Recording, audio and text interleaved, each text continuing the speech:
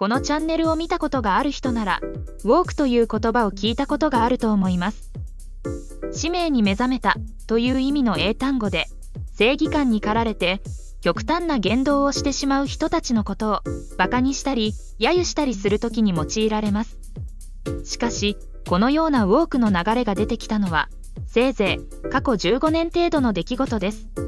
アメリカ人の中には、なぜこんなにも短い期間にウォークの流れが広まったのか疑問に思っている人も多く存在します。そんな中、昨年、その理由を説明する一つの動画が SNS 上で話題を呼びました。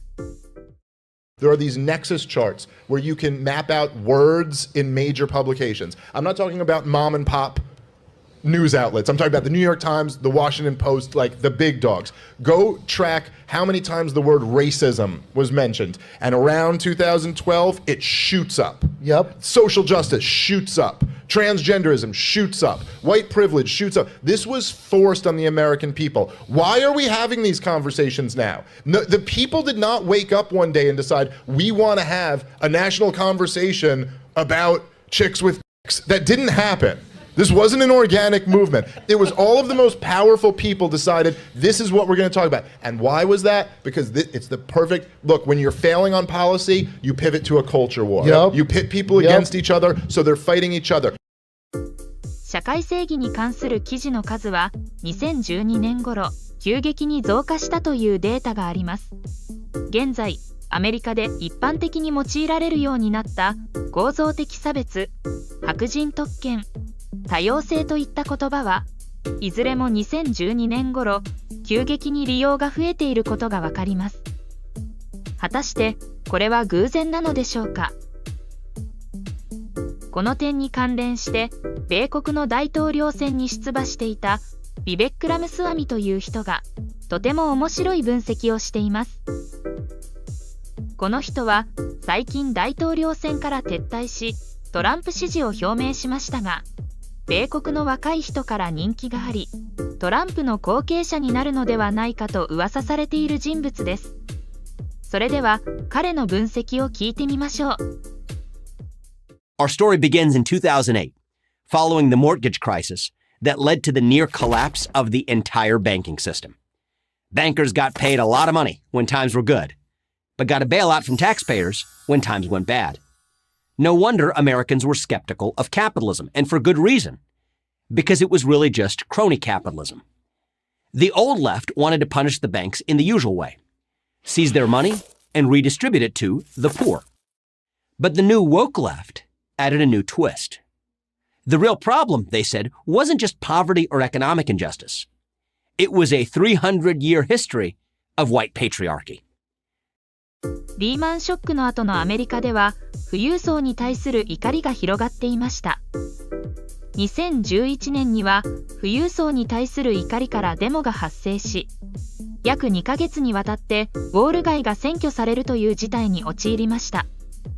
そしてちょうどこの時期、社会的弱者の救済を訴える風潮が強まり、現在のポリコレにつながる流れが生まれたように思います。当時行われたデモの参加者に対するインタビューを見てみましょう。The white community's been doing pretty good for a long time, on average. You know, and they're struggling not to be where we are already. But they're angry about student loans. People in my neighborhood don't have education. And really connect the dots for people who don't understand that racism and capitalism and globalization and colonialism and patriarchy and transphobia and homophobia and so many things are inherently linked. Ironically, this new idea, you know it as critical race theory, presented Wall Street with a way to get out of their PR disaster. A way to go from being the bad guys to poof, becoming the good guys. All they had to do was to admit that their eyes had been opened. In other words, they woke up. You want us to fix global warming? No problem. You want us to get on board with the transgender movement? Sure, we'll do that too. Solve systemic racism? Sounds great, as long as you don't talk about systemic financial risk. They were happy to add token minorities to their boards. They were happy to post a black square on their corporate Instagram. Numerous studies acknowledge that diverse boards initiate strategic changes more effectively increase the exchange of ideas, and lead to better performance. Many now believe this type of structure creates a safeguard against the single-minded groupthink that some blame for the 2008-09 financial crisis. もちろん、金融リスクの管理というのは、マイノリティを意思決定に加えれば解決するというような単純な話ではありません。しかし、社会的弱者の声を経営に反映すべきという主張は、富裕層批判が高まったアメリカにおいて好意的に受け入れられました。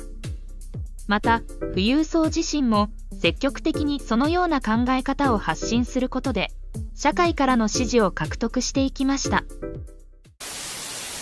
But they didn't do it for free. As long as the banks said the right things, they would be left in peace to make their billions. And abracadabra, like a rabbit out of a hat, Woke Inc. was born. Things went pretty smoothly until the 2016 election. Donald Trump is running for president. I am officially running for president of the United States. We've got to get down to the problems. We can't worry about being politically correct. Much wider red than we ever anticipated this morning. We were looking at this. He won Florida. He won Ohio. He won Pennsylvania. The man who won wasn't supposed to win. And this time, the blame fell not so much on Wall Street, but on Silicon Valley. Social media played a huge part in the 2016 election. It was used to get the message out for then candidate Trump and to spread false information. There has been mounting criticism of whether web giants like Facebook and Google used enough discretion and editorial responsibility in screening out fake news sites. But they had Wall Street's playbook, and they followed it to a T. The new bad guys, big tech, could become the good guys just like the banks. No Trump! No KKK, no fascist USA! Twitter, run by CEO Jack Dorsey, saying after close review of the president's recent tweets, it banned him due to the risk of further incitement of violence.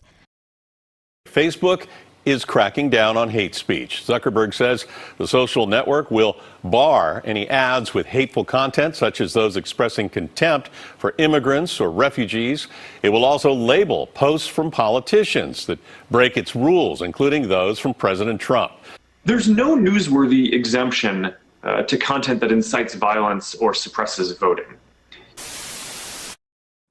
Then came COVID and the death of George Floyd.